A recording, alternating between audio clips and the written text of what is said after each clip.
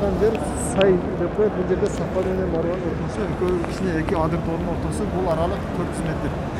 Наркыбаштагы Сафа тоосу. Ошол жактан баштап чуркаш керек. Бул жака Марва экөөнүн аралыгы 400 метр.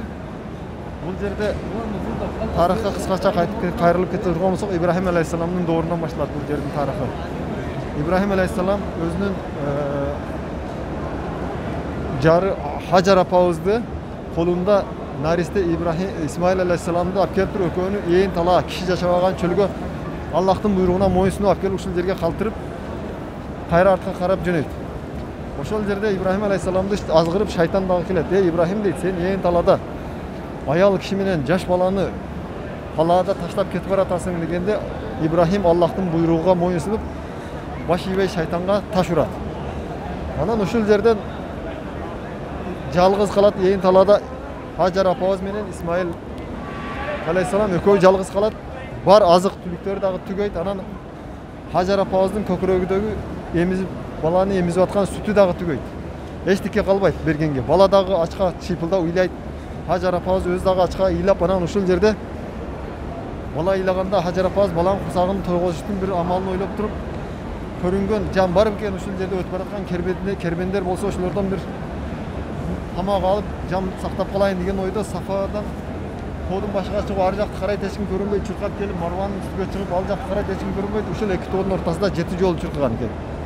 Анан ушул 7 жолу чуркап 7-сиге келгенде Жебрейлдин буйругу менен Аллахтын буйругу менен Жебрейл алейхисалам келип туруп, ошол Исмаил алейхисаламдын таманын астында жерди канаты менен урганда ошол жерден Замзам суусу чыккан деген маалымат бар да.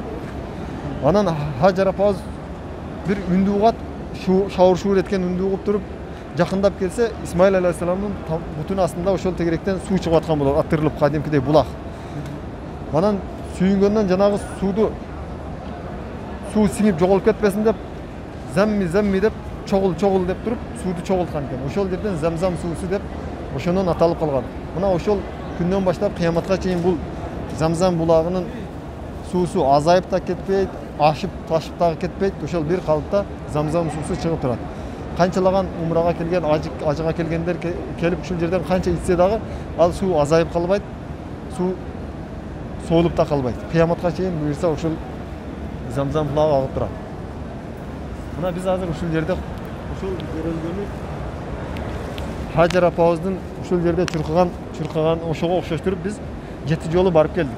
7 шаут деп коет. Ар бир шаут мына Сафадан баштап Марвага чейин бир барган бир шаут болот. Анан Марвадан кайра Сафага бир шаут болот. Ошентип биз 7 жолу чуркадык ушул аралыкта. Бул ошо Hajar апабыздын учурунан, ошол Hajar апабыздын урматына калган бул жөрөлгө бул иншалла.